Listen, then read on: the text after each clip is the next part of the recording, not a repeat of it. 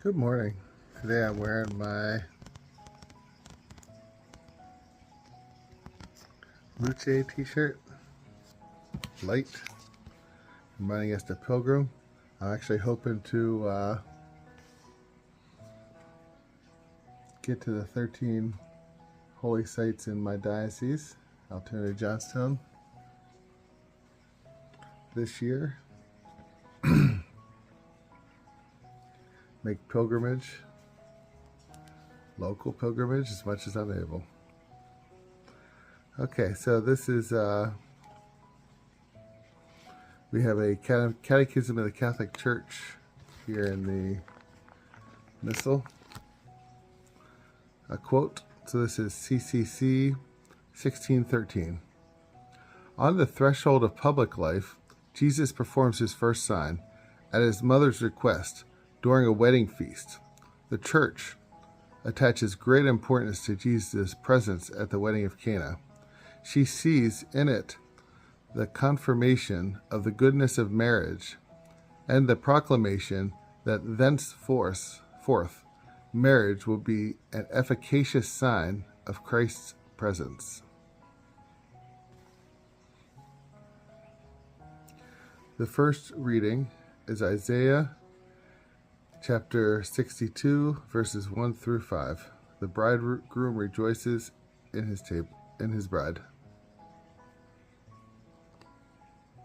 For Zion's sake, I will not be silent. For Jerusalem's sake, I will not be quiet, until her vindication shines forth like the dawn, and her victory like a burning torch. Nations shall behold your vindication, and all the kings your glory. You shall be called by a new name, pronounced by the mouth of the Lord. You shall be glorious, a glorious crown in the hand of the Lord, a royal diadem held by your God. No more shall people call you forsaken, or your land desolate. But you shall be called my delight, and your land espoused. For the Lord delights in you, and makes your land his spouse.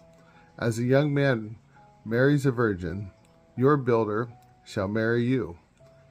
And as a bridegroom rejoices in his bride, so shall your God rejoice in you.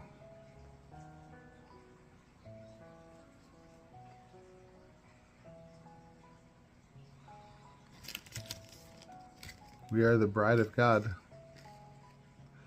How many religions make that kind of claim?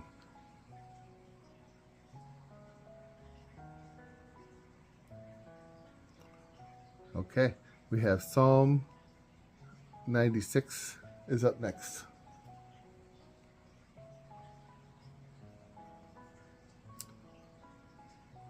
Proclaim his marvelous deeds to all the nations. Sing to the Lord a new song. Sing to the Lord, all you lands. Sing to the Lord, bless his name.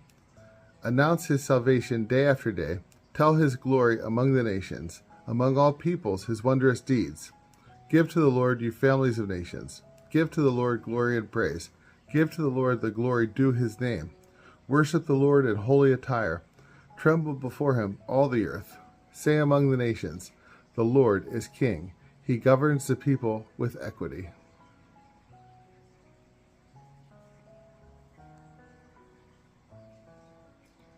So the second reading is 1 Corinthians 12, 4-7. One and the same Spirit, distributing them individually to each person as he wishes.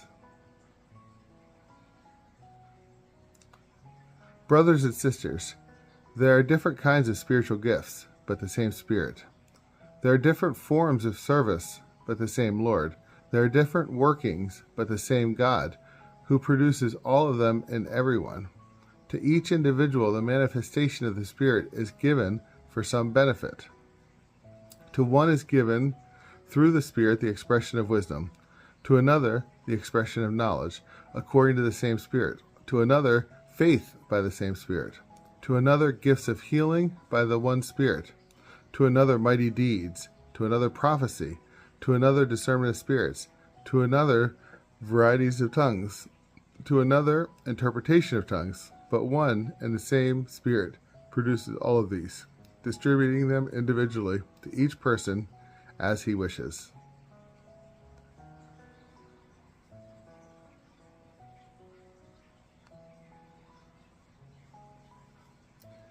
The gospel reading today is John chapter 2, verses 1 through 11. Jesus did this as the beginning of his signs at Cana in Galilee.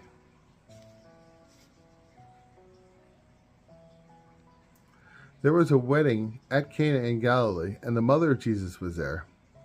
Jesus and his disciples were also invited to the wedding. When the wine ran short, the mother of Jesus said to him, "They have no wine." And Jesus said to her, "Woman, how does your concern affect me? My hour has not yet come." His mother said to the servers, "Do whatever he tells you." Now there were 6 stone water jars there for Jewish ceremonial washings, each holding 20 to 30 gallons. Jesus told them, "Fill the jars with water." So they filled them to the brim. Then he told them, "Draw some out now and take it to the head waiter." So they took it. And when the head waiter tasted the water that had become wine, without knowing where it came from, although the servers who had drawn the water knew, the head waiter called the bridegroom and said, "Everyone serves good wine first, and then, when the people have drunk freely, the inferior one. But you have kept the good wine until now." Jesus did this at the beginning of his signs at Cana in Galilee, so to reveal his glory, and his disciples began to believe in him.